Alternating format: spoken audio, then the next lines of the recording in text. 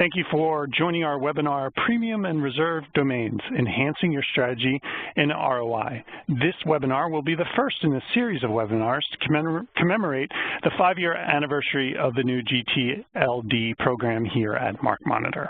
Stay tuned for more details on future webinars. My name is Brian Costello, Marketing Manager for MarkMonitor, and I'm excited to be joined by my colleagues, Sherry Hildebrand, Global Relationship Manager, and Brian King, Director of Internet Policy and Industry Affairs. So without further ado, I'd like to welcome Sherry and Brian to our presentation.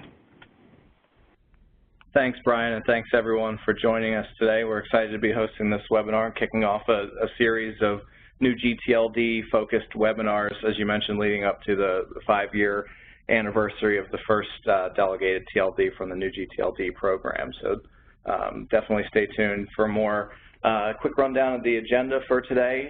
We have some background on the new gTLD program focused on premium and reserved domains, and we thought we've heard from our customers that they're not sure exactly why premium domains exist, besides financial benefits to registries, and why and how they're allowed to do this. And so we thought some background would be helpful on that premium and reserved policy around those. So we have some interesting facts and statistics around new gTLDs and premium and reserved domains. We wanted to share a bit about MarkMonitor's position on premium and reserved domains and some of our processes. So how we're dealing with new gTLDs and the premium domains that can often be exceptions to standard processes. And then we want to help our customers navigate the new gTLD premium and reserved domain landscape and talk about effective negotiation strategies and some success stories that we've had here in helping our clients with some of the challenges that have arisen when registries have deemed domain names to be premium or have reserved them from registration. So we'll end with a couple things that we can do, that Sherry's team and my team can do to assist our customers when some of these challenges arise, and then we're happy to take any questions that our customers have at the end, anything that we've covered or didn't cover.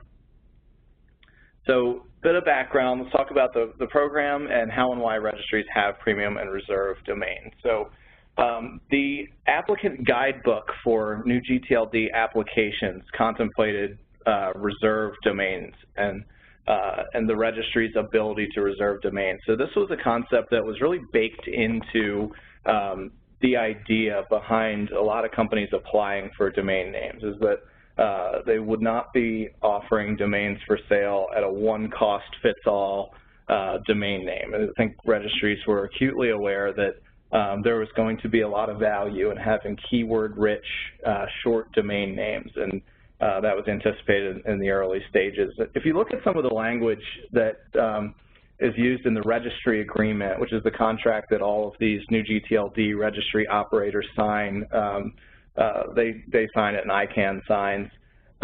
They have at any time established or modified their policies around domain names. So this is very broad language that you can tell really gives broad discretion to these registry operators. They have the ability to reserve or withhold from registration. So they don't even necessarily need to register these domain names. They can just deem them to be premium and withhold them from general availability.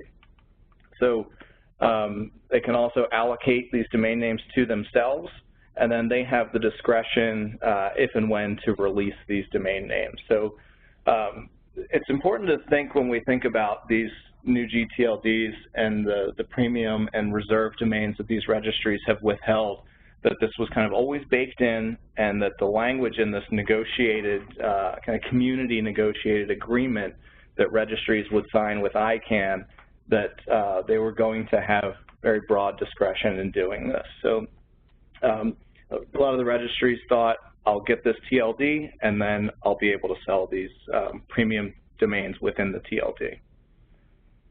So there's a distinction that I think it's worth clarifying on domain names that must be reserved, and that means that you can't get them, the registry can't get them, nobody can get them at all, versus domains that the registry might reserve or deem premium at their discretion to mark up and sell at a higher rate later. So there are a few exceptions, a few domain strings, more than a few, you'll see, that no one can get in any new gTLD. So these include country and territory names on the International Standards Organization, is what ISO stands for. This 3166 list is the list of country names that, as the United Nations has deemed to be the name of every country. Country names in all 6 UN languages, so how they appear or are spelled out in Arabic, Chinese, English, French, and the other UN languages, Russian and Spanish, of course. And then also reserved that no one can get are Red Cross, Red Crescent, and International Olympic Committee names. So the IGO list, there's an additional reservation for IGO, intergovernmental organizations, and those include what you see here, these 5 that stand for the African Union, the European Community, European Parliament, European Union, and United Nations. So while these are not 2-character country codes in this sense, I know some of these are, they are reserved and cannot be released to anyone for registration in any of the TLDs. There are some other ones that are reserved too and can never be released under current policy, and we'll talk about later how that might change. Some other ones that leave our customers scratching their heads sometimes that include LAS, which is reserved as it pertains to the League of Arab States, but that precludes the .Vegas registry from registering or selling to anyone LAS.Vegas. So there's some head-scratching results that have come from these policies, and actually 191 other 3-character strings are reserved in addition to LAS. And there are some pretty powerful acronyms and some pretty powerful use cases that our customers would like that are, unfortunately, for our customers and unfortunately for the registries who would like to sell these domains, reserved and not able to be registered by anyone under ICANN policy. So that's important background for our customers to have. And also, to put this in perspective, registries should, we should remember that registries have laid out application fee of $185,000 plus all the technical, operational, and financial instruments that the registries had to line up. So they have a pretty significant investment into their TLD. And the other point that we would note is that for many of these registries, there's been a long time since they made that investment, and today when they're trying to sell premium domain names. So applications were due well before the reveal day, which was June 12th in 2012. And so the first TLD had to wait well over a year between when ICANN announced to the public that they had applied and when they were first able to delegate to the DNS and start selling domain names. So most TLDs didn't actually delegate until after that, at least the next year, or if not the year after that. And so these registries have investors that have invested quite a bit of money quite a long time ago and are eager to recoup the cost. So I think it's important as we discuss the posture of these registries that we understand what their situation is, how they came to be the owner and operator of these registries and what they're looking for.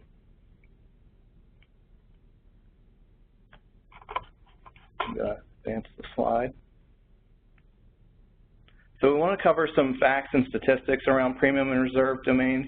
On that IOC, the Red Cross, and IGO reserved names list are 1,300 different strings, more than that, that are blocked essentially across each and every new gTLD. So it's quite a large number of strings that can never be released under current ICANN policies.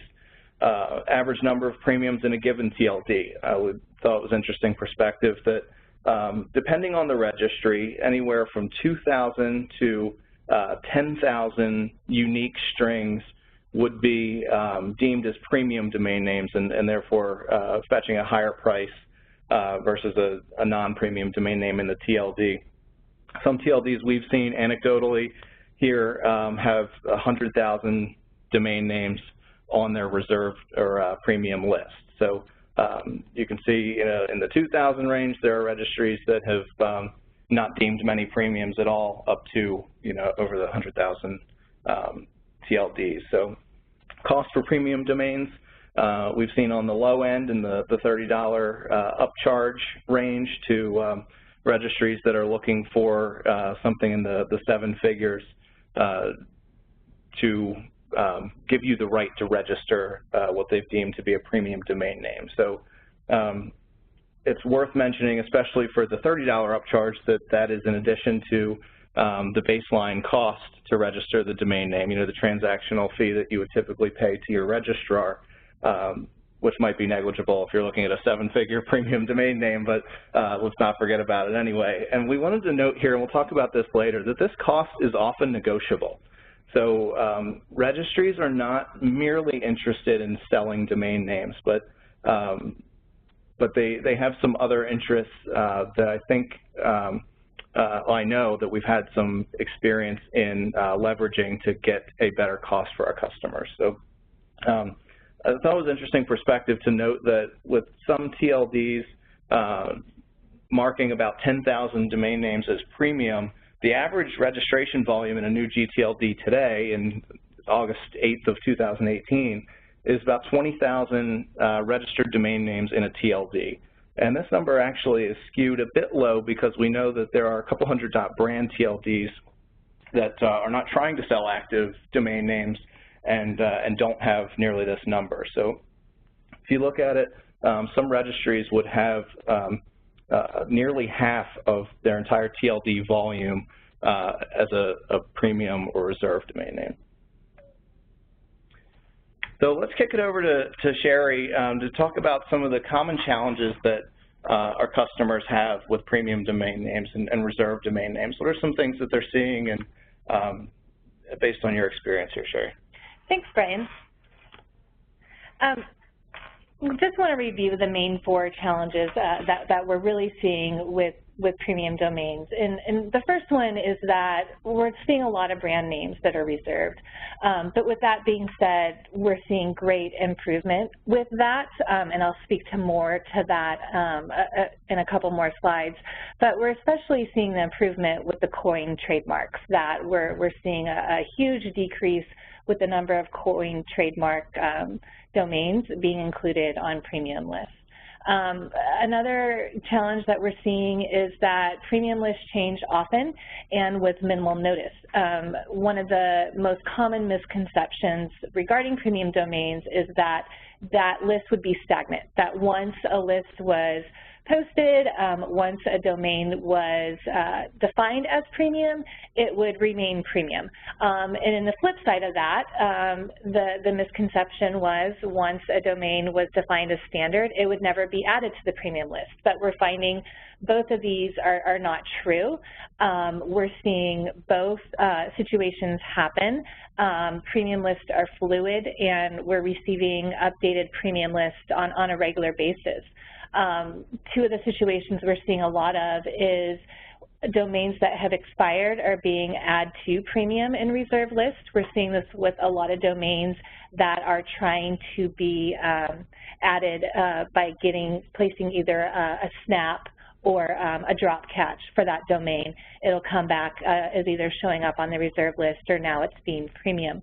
I know some of our clients have experienced that situation. And then the return of that is we're seeing domains removed from the premium list or the reserve list. So at one time we have inquired about a domain, and then a couple years later it's been registered by someone else because it's no longer premium. So we are seeing those changes happen often and frequently. The other common challenge is the billing practices of premium domains. There are 2 different situations. You can have a one-time premium fee, or it can be an annual fee. And this really varies by registry. And in some situations, you have registries that it varies by their TLD, and then you have those few one-off cases, those corner cases, where the same TLD can have both, where some premium domains, they'll just charge a one-time fee, and other premium domains, it'll be a recurring fee. So I think that's another misconception because I believe for a while there we were just seeing premium domains as one-time fees, and then it shifted and it became an annual fee, and now we're seeing a mix of it. So that's really important to note, especially when we're talking to premium domains with our clients and really knowing if it's a one-time fee or an annual fee. We're also seeing inconsistent treatment with the registry blocking mechanisms. So here, some blocks cover premiums and others don't. And I think the important thing to remember is each block is offered by a different provider. So it's different registries, or you even have the block offered by the Trademark Clearinghouse. And so they're common in their purpose, but they are different enough to where they have differentiating factors. So it's just important to know when you're talking about each particular block if that block covers premiums or not. And please note, we're always here to help, and so just ask us regarding any block if it covers premiums or not. So what is our position and process? So how do we work with premium domains? So let's take a look under the hood. We really start our advocacy with pre-launch. So before our clients even hear about a TLD, we really work hard to work with the registries up front to really explain to them the common challenges we see and witness firsthand with premium list and reserve list, and really set the expectations with registries on this is what we're seeing, this is what our clients are experiencing, these are our pain points, how can we work together to really resolve these issues for everyone. I mean, not only our clients, but also the registries as well. We have our ongoing effort to keep on top of the premium and reserve list. We send regular EPP requests. That's how we communicate on the back end with the registries. And we also supplement the process manually as well. With all the common challenges we're seeing recently, and you have to realize premium lists are ever evolving, and so we're seeing new issues pop up every day. So I just want to bring to note that we're constantly reviewing the problems we're seeing, and we're constantly bettering our game and creating new safeguards so that we're ensuring that clients are being charged correctly and fairly. Then we also, that's one of the major roles of our team, the Global Relationship Management team, is we really leverage our relationships. And I would say we leverage our relationships with our clients internally and externally to really better our clients' interest. And we're able to help guide and help customers secure premium and reserve domains. So how do we advocate for our clients? A lot of our advocacy work we are seeing direct results with. I would say just in the past 2 years, the premium lists have shrunk. The majority of premium lists that we get are such a reduction in size. I know as a client sometimes you guys don't see that firsthand, but I just want to let you know that's what we're seeing, and we really feel that that's been working with the registries up front, telling them the pain points. We're also advocating for low-cost premium tiers. So if the registries really are adamant about having premium lists, you know, let's be more fair with the cost of these premium lists. Let's not have outrageous premium domains. We're also strongly feel that domains should renew at the same or a lower cost. That domain should never be bumped up on list. And we do have a few situations where mistakes are made and they're added to a new list at a higher cost, and I just want to note that we have a safeguard in place where we're catching those mistakes and getting those corrected, but they truly are mistakes, but we do have the safeguards in place to correct those, and so that's another huge advocacy part on MarkMonitor's part. We also advocate against including trademark strings in premium lists. We're extremely successful in getting coin marks either not included or removed upon request. And then I would say our next tier that we're successful with is the arbitrary marks as well, and those we're constantly seeing improvement now. And so now I'm going to punt it back over to Brian. Sure. Yeah, thanks, Sherry. And those are great points. And on the other hand, when we look at advocacy work for our .brand customers with respect to premium and reserved domains, we remember those lists that we were talking about before of the lists that that no TLD or registry operator is able to use. We've engaged in advocacy efforts to minimize those lists to the extent that it should open up possibilities for our customers to use their .brand TLDs. So we feel that no government should be able to control the use of their country name to the left of the dot, or their 2-character string as a domain name to the left of the dot. And in fact, when a lot of our .brand customers applied for their new gTLDs, they thought that that was a really no-brainer use case for the TLD. They can segment their market that way and really decrease their ccTLD spend by using a strategy of having their Canadian customers visit ca.brand and their U.S. customers visit us.brand. And for a while that was impossible, and through policy development efforts, 2 characters are now workable, and I think we might continue to see these lists shrink, and we're certainly actively engaged in advocacy to handle that. And we do agree that we should sufficiently protect Red Cross, Red Crescent, these organizations that are global non-governmental organizations that are serving the public good, that it should be protected in a way that minimally encumbrances the .brand registry operators' ability to use their TLDs.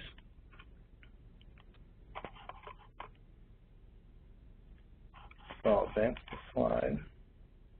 So we wanted to cover some leading practices, some things that we're doing and some things that we've been able to help our customers do to make the most out of this premium and reserved domain name. So if and when our customers engage with a registry to negotiate for a premium domain name, it's important that you emphasize the use and how you're going to use that domain name.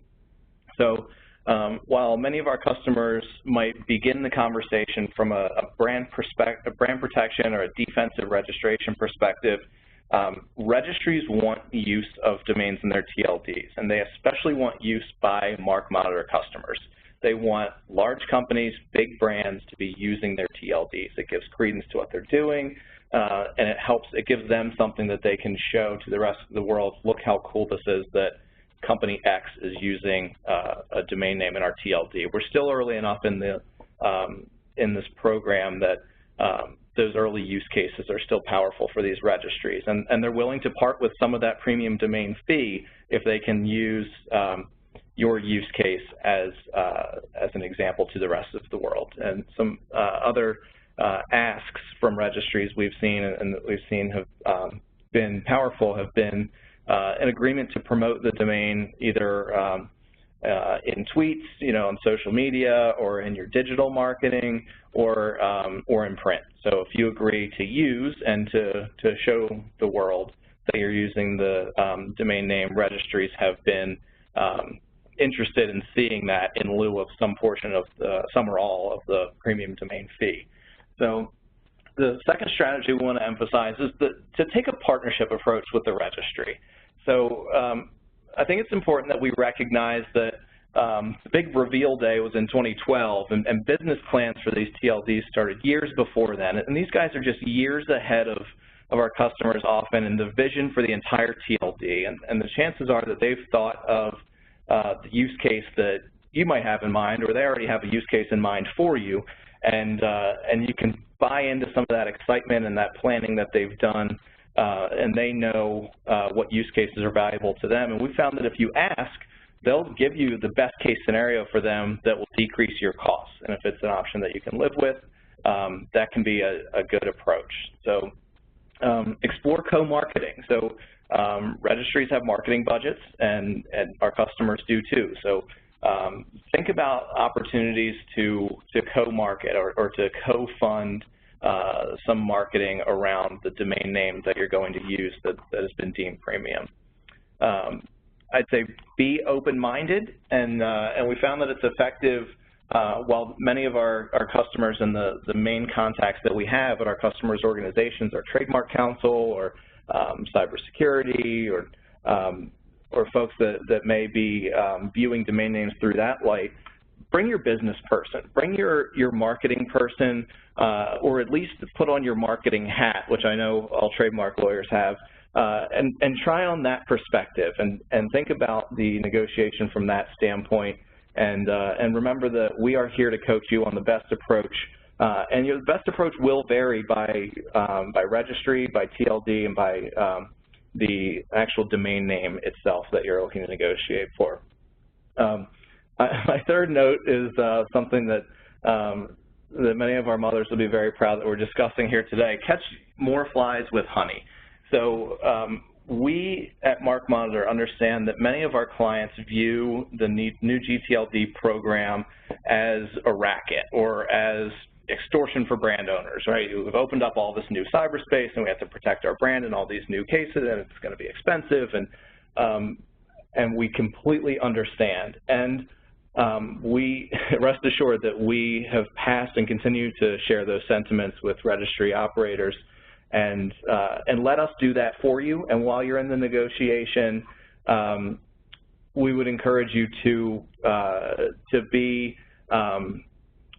interested and show an interest in partnering and in using the domain name, and to bring a positive approach to the negotiation. I would note that that's especially important for domain names that may not match your brand. It may be a generic word or another word that might fit into the value proposition that the registry at this point in the game is going to be fairly confident that they have, especially if they've withheld the domain name from registration for this period of time.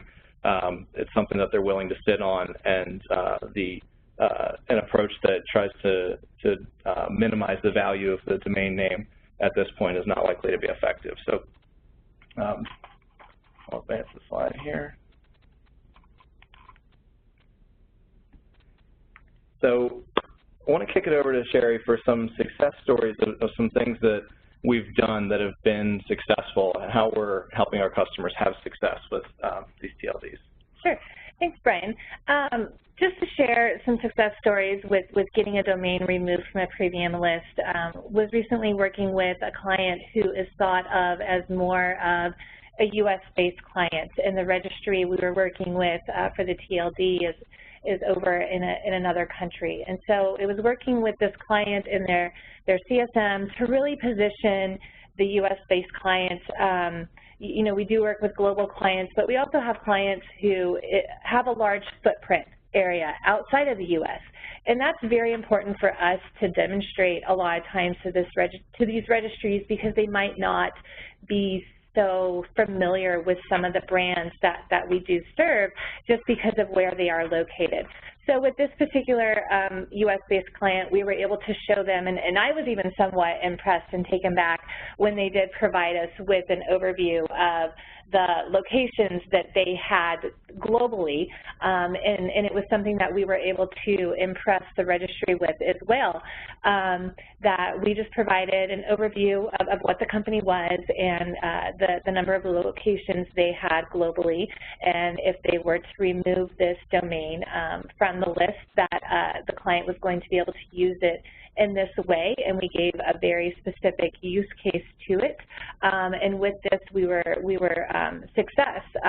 But what I want to really point out with that success story is we really showed how both parties were going to benefit, that the registry was going to benefit by having this domain that they could use and that they could market, and show how this prominent brand was using this domain.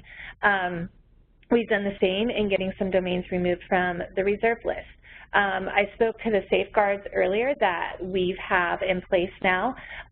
We've caught some mistakes that have been made with premium lists on cost increases that we've received from the registry that shouldn't have been there. And mistakes happen. They happen everywhere. We all have safeguards all throughout the processes we have within our companies. So it's fair that we have that safeguard in place, and we're able to just catch mistakes that are made, and we're able to catch those. Some of you on the call, on the webinar, may have recently received emails from your client services managers where domains are no longer premium. And so I know that's always an exciting email to receive, that your price is being decreased. We all want to receive those in every aspect of our lives.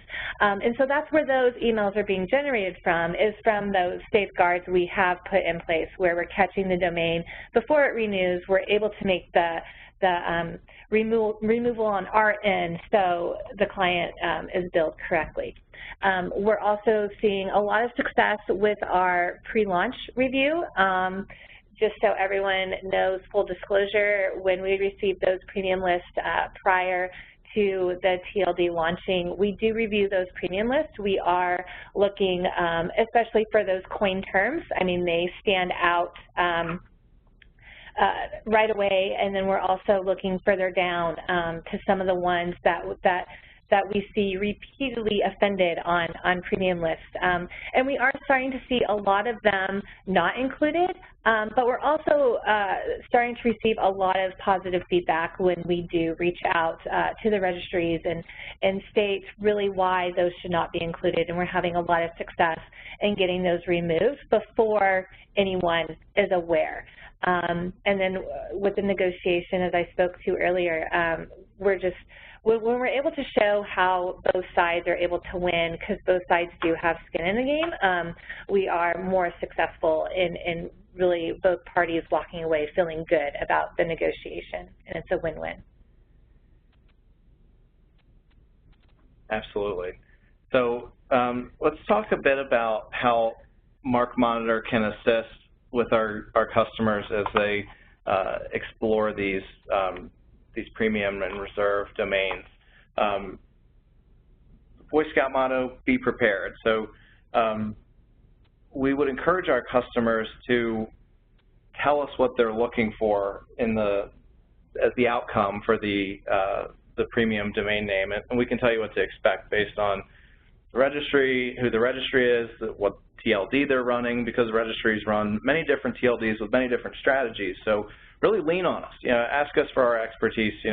Is registry operator A running this TLD differently in a way that might make them more interested in negotiating? And what is the domain name itself? And to add on to that, I just want to really highlight the example I provided and really state who your company is, what you do. We represent well-known brands, but we're also dealing with global registries who may be in any corner of the world, and so they're just not familiar with every single brand that exists globally. And a lot of times when they have it on paper and they can see, okay, this is what this brand does, this is the impact that they have in this footprint area or in this global area, it's a better story. We all like stories, and you have to think about it when we're working with the registry. The better story they have to sell up on why something should be removed, the better your chances are. So we can also make the connection. We can be the mediary in working with clients and registries. We've had success in doing this as well, bringing both parties to the table. We can schedule or join the call, just really getting the right people in the room, per se, to really get this deal going. Some of the common pitfalls that I just want everyone to remember is just to remember, premiums, they have two different pricing structures. The premium versus the standard domain renewal. Is it a one-time premium fee or is it an annual premium fee? This is why you really want MarkMonitor involved in these conversations and really having us there, because these are the things that we know to look out for. With the transfer and registration process, when something is being removed from either a premium or a reserve list, there's many back-end things that have to happen, and they have to be timed correctly with the registry so that the correct party does get the domain. So just please note that, and that's why you really want us involved, and of course you want it configured correctly. So these are some of the reasons you want to have MarkMonitor involved in this process.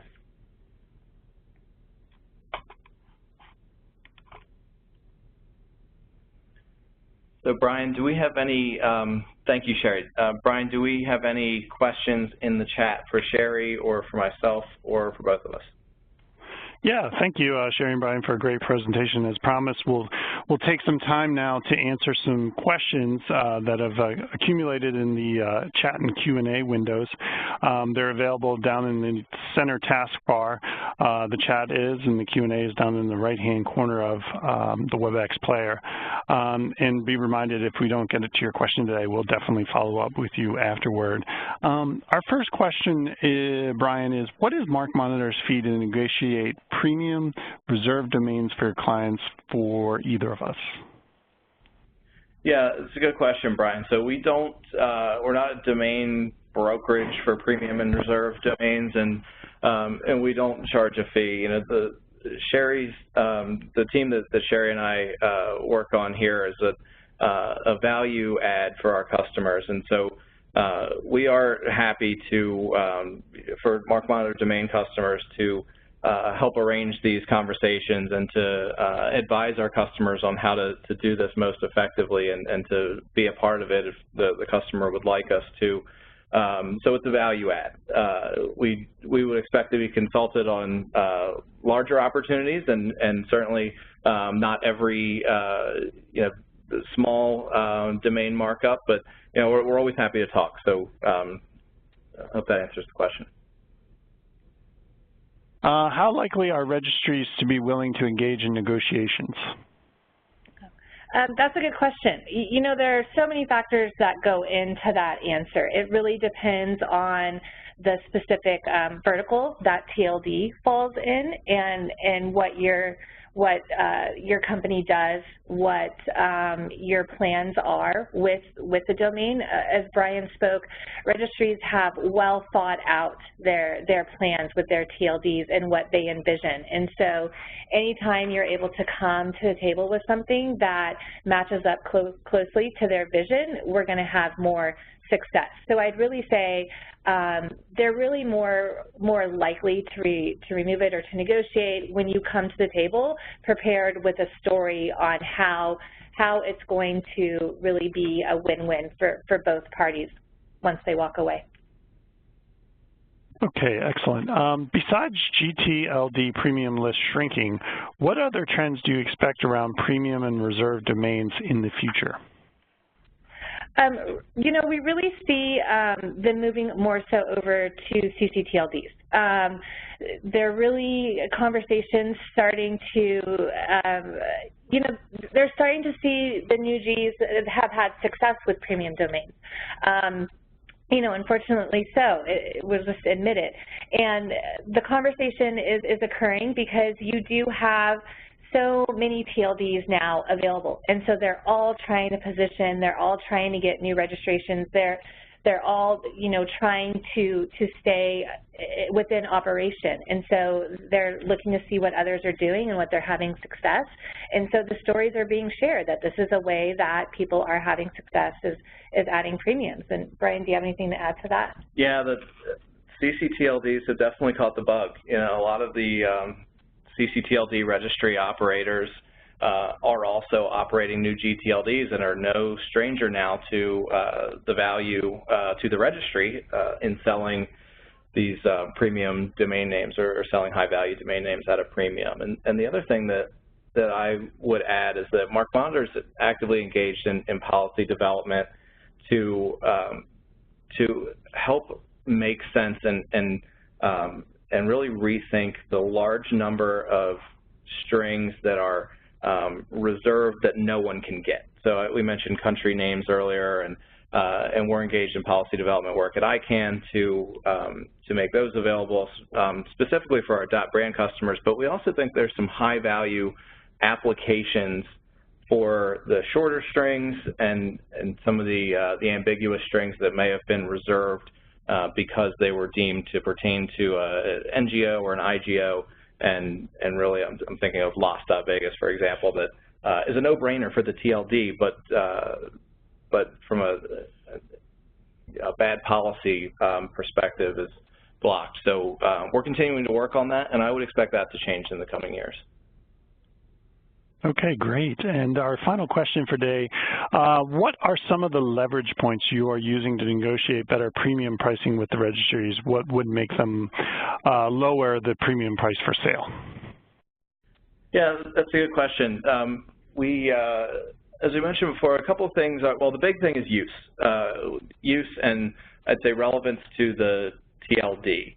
So if the TLD is .firetruck, and you are going to set up a website on that domain name and not redirect it. They don't want redirects. They want active use on the domain name that's relevant to the TLD. So if you have a fire truck store, the registry is very likely to waive that premium fee altogether if you can commit to them that you will run your business on that website, use it for email, promote it in Twitter, X number of times. You might commit to tweeting using that domain name and a link or things like that. We found are very impactful for registries, and they get creative. They get creative if you want to go to a domain name trade show with them and show up at their booth and talk about your use of the TLD at NamesCon or something. These registry operators are creative, and I would encourage our customers to have an open mind when discussing with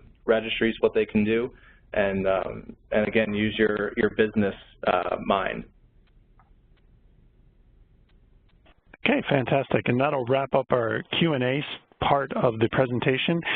Brian and Sherry, did you have any final thoughts for our attendees today? You know, overall, I would just be a reminder that we're here just to provide a service to our clients, and we're advocating every day on your behalf. That's, you know, really not only with the policy, but also with every different aspect that comes around the services that MarkMonitor offers. That's what the Global Relationship Management team does. So please just reach out to us. We're here to help you. Yeah, I have our contact information here on the screen, so absolutely, like Sherry said, please contact your CSM with any questions. We want to be as transparent and helpful as possible, and we understand and certainly appreciate our clients' concerns about premium and reserved domains, and we hope we've shed some light on what registries are up to and why, and hope even more that we've explained here how we can help and that we are available to help in the future. So thank you, Sherry, and thank you, Brian. And be reminded, this is a first in a series of webinars commemorating 5-year anniversary. So we're excited about that, and stay tuned and look for more information coming from us here at MarkMonitor about upcoming webinars. Thank you again for joining our webinar. Thank you to Sherry and Brian for a great presentation. And you've watched Premium and Reserved Domains, Enhancing Your Strategy and ROI. As a reminder, please take a few minutes to complete our survey. We'd love to hear your feedback. With that, we will end our presentation for today. Have a great day.